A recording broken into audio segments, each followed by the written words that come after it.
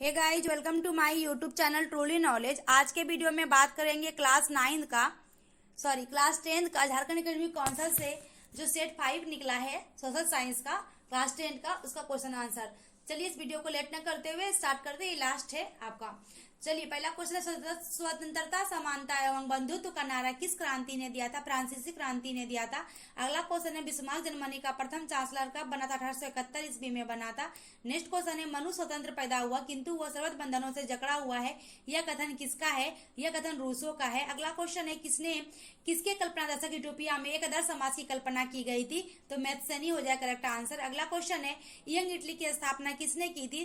तो सॉरी ये जो आपका हो जाएगा फ्रेडरिक शायरू हो जाएगा। किसके कल्पना दशक में? तो फ्रेडरिक शायरू हो जाएगा। ठीक है। और यंग इटली की स्थापना किसने की थी? तो मैथ्सनी ने की थी। ठीक है।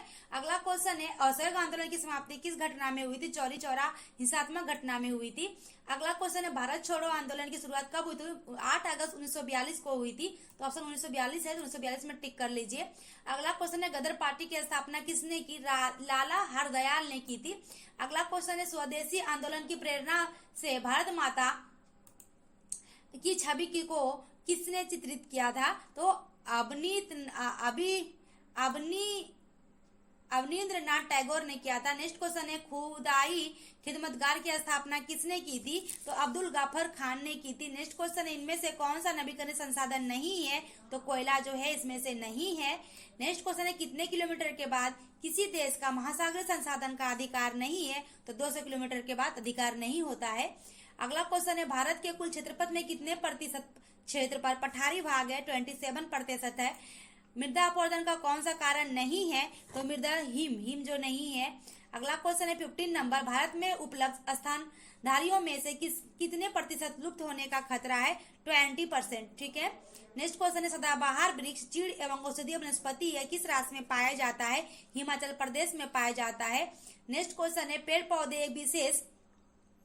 एक विशेष और समित दयालु और उदारपूर्ण जीवधारी है जो अपने सतत पोषण के लिए कोई मांग नहीं करता और दानशीलता पूर्वक अपने जीवन की क्रियाओं को भेंट करता, यह सभी की रक्षा करता है और स्वयं पर कुल्हाड़ी चलाने वाले विनाशक को भी छाया प्रदान करता। यह कथन किसका है?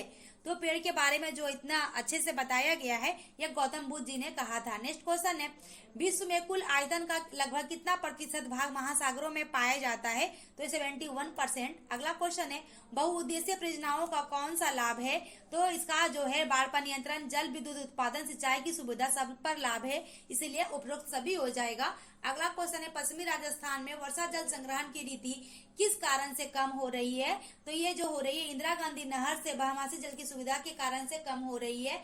नेक्स्ट क्वेश्चन है, किस देश की राष्ट्रीय आपको उसकी कुल जनसंख्या भाग देने पर निम्नलिखित में से क्या प्राप्त होता है? बहुत ज्यादा इंपॉर्टेंट है, हर लगभग सेट में रिपीटेड है। प्रति व्यक्ति आय, मतलब कभी प्रति व्यक्ति आय किसे कहते हैं? तो ये डिफरेंस रहता है, कभी क्वेश्चन का आंसर दे देता है। अगला क्वेश्चन है 22 नंबर, एक अमीर परिवार की लड़की के लिए विकासात्मक लक्ष्य क्या हो सकता है?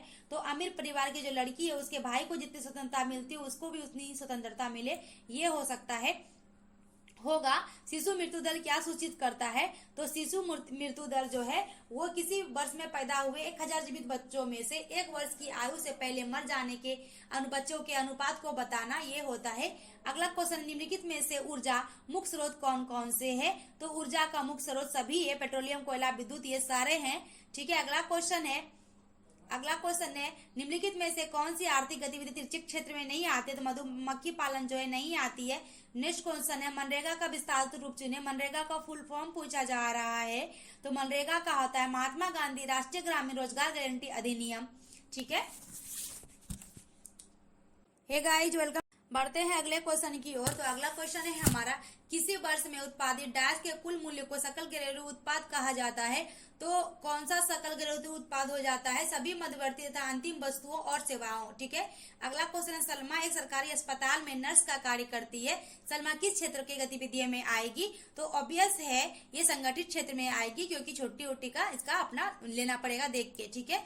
अगला क्वेश्चन है, भारतीय के किस क्षेत्र में छुपी हुई बेरोजगारी पाई जाती है? किस क्षेत्र में छुपी हुई बेरोजगारी पाई जाती है? तो कृषि क्षेत्र में। बेरोजगारी दिखता नहीं है कि बेरोजगार, लेकिन बेरोजगार लोग रहते हैं।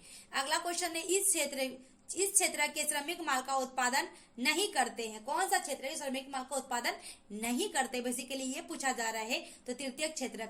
अगला क्वेश्चन है बेल्जियम में सत्ता की साझेदारी के संबंध में कौन सा कथन असत्य है।